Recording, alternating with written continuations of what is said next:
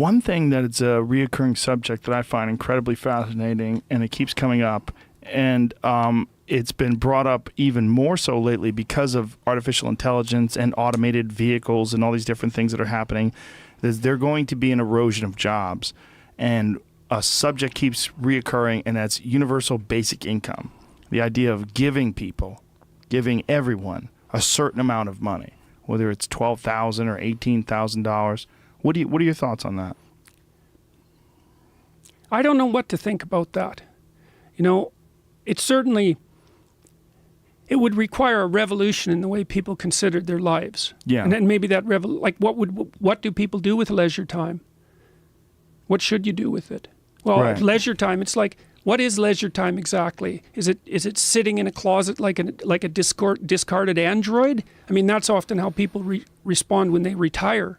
Right, but would they have to retire, or would they have their needs taken care of as far as food and shelter, and then be able to pursue something that they actually enjoy and are interested in, because the job that they were stuck in doesn't exist anymore? Well, that's the question. And Yeah. I would say at the moment the data aren't great.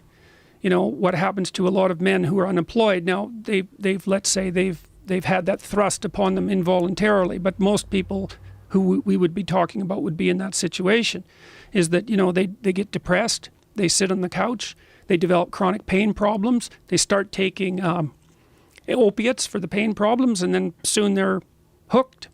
Like it's not a pretty, I mean, I know that everyone isn't doing that, but lots of people are doing that, man. Right. Yeah, So, but that's unemployment. Isn't it kind of a different thing? Because I don't know.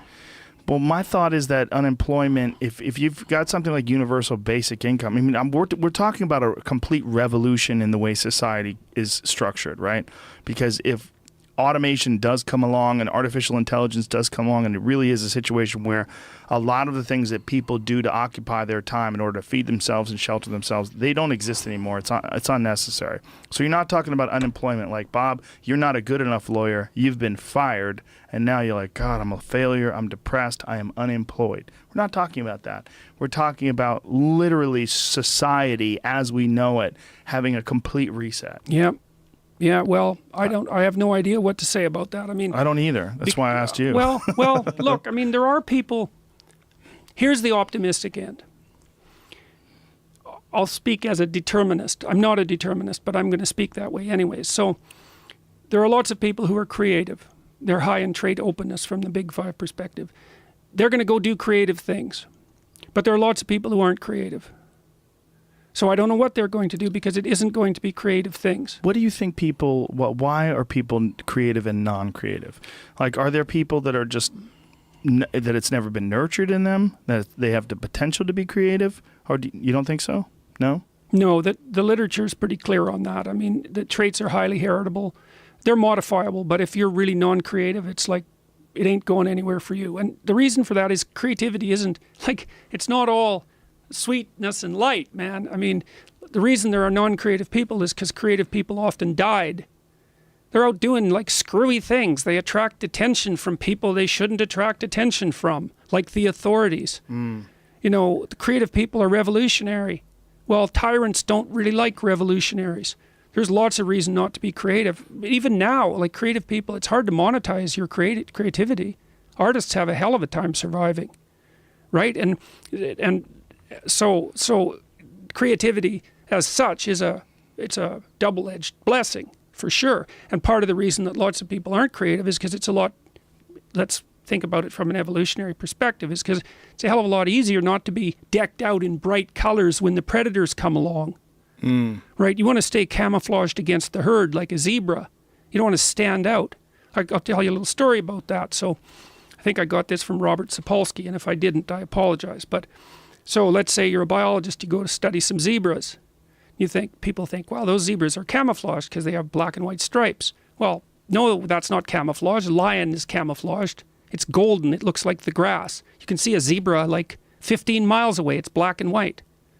Okay, so you're looking at some zebras, and you think, well, yeah, I need to look at one zebra to figure out what it's doing, because I'm trying to understand zebras. So you look at a zebra, and then you take some notes, and you look up, and you think, oh, God, which zebra was that? Because the camouflage is against the herd. Just the idea that the camouflage is against the herd, that's such a useful idea to have in your mind, that camouflage is against the herd. So you go up to the zebra in your Jeep and you've got a stick with a rag on it, and you put a nice daub of red paint on the zebra's haunch, or you clip its ear like with a cattle clip. And the first thing that you get it the hell out of there and the lions kill it. Because they can identify the thing that stands out and organize their hunt around it. And so that's why there aren't creative people. I think that is Sapolsky, and I think it was an ear clip. I remember this discussion. Yeah, that it's also that the edge detection. Like there's a type of pattern, a camouflage pattern called ASAT. And ASAT camouflage doesn't look like trees. When people think of pull up ASAT pattern, first light, LITE. Yeah, that's a military camouflage pattern. All season, all terrain. Canadians developed that, and you Yankees stole it. Yes, congratulations. That's true. Yes, it's one of our I more feel impressive. Like we're all one. I don't believe in borders. It's actually for animals. There you can see ASAT. And the reason is animals can't, they only see in black and white, like prey animals like deer. And it's edge detection that they're looking for. And these things, the hard lines of the black and the brown and the lighter colors, it throws off the that's fusion. That's a different color. That's a different type of camo. But the ASAT is what we're talking about, which is right above it. That leg, right. No, see, yeah, right there. Bam. Yeah, that's it. And I'm also wrong. Canadians didn't invent this. It was the other stuff, the military. Oh, they've invented a bunch of stuff, I'm sure. Yeah. I'll give you guys that. I'm a fan of Canada, man. Yeah. I love it. I really do love Canada. I think people up there are just so much nicer. It's I've struggled to try to figure out why. I've thought about it many, many times. But I think people in general in Canada are. I always say there's 20% less douchebags in Canada. I mean, there's assholes everywhere you go, but I feel like Canada, for whatever reason, people are extremely polite. Yes, I would say. Well, I don't know. I'm not sure. I'm not convinced of it, because I often think the same thing when I come down to the U.S. The people are more polite? Well, that their level of customer service, for example, is better. But I think one of the differences between Canada and the U.S. is like all of Canada, in some sense, is like the Midwest of the United States. Right. So we don't have this. We don't have this extreme culture that characterizes the U.S. with the great lows and the great highs. We're like elevator music, compared to a full symphony. And can be some really tragic parts of a symphony. So if you want peace, order, and good government, that's our constitutional credo. Then Canada is your place. But it's a middle class, middle of the road society, and that has some benefits. It's nice and welcoming and not too experimental and kind of calm and secure, and those are good things. I don't think it's a place that is great at dealing with excellence, but That's interesting. Do you feel like excellence is suppressed because people don't like when someone stands out too much? Yeah. I think that's true everywhere, but I think it's more true of Canada than it is of the U.S. I think it's celebrated a lot in the U.S. I mean, I think there's always going to be some resistance, especially from people that don't feel like people always measure themselves against someone. If there's someone who's out there who's just, some genius in some form or another, there's always going to be people that measure themselves against that person and find themselves coming up short. Yes. And so they try to attack that individual, someone who has just catastrophic success in some sort of a way. Yeah, well, I think that's another reason for for people to be enemies of clear thought as well, because clear thought is a good pathway to success. And so if you can go after people who think clearly, it's another way of keeping the dominance hierarchy nice and flat for your delectation, let's say. So that's the enemy of competence element that I see as part of the social justice warrior movement. Right. And the extreme lack of financial success and even creative success. Well, and even the insistence that hierarchies are always based on power.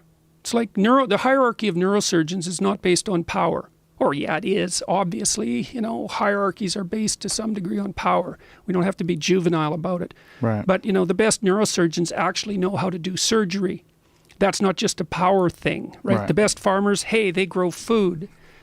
So there's no appreciation for the real world. Well, there's no real world in postmodernism anyway, so that doesn't matter. But there's no appreciation for competence or the fact that there is individual difference in competence, even though they're always talking about diversity. And there's a downplaying of competition and the importance of competition. Oh, definitely. Oh, Yeah. yes. Well, that's, yes. And that's something that's particularly, I think, hard on men because men compete. Yeah. And they compete partly because women like winners. I mean, that's part of the reason. So, And you're shamed for that in this Yeah. postmodernism view of the world. oh, yeah, well, the schools increasingly are non-competitive places. It's like for a guy, that means, well, let's tune out and go watch video games because, like, if I can't win at this, why should I play? Well, to cooperate, it's like, well, fair enough, man, but I'd actually like to try to win at something.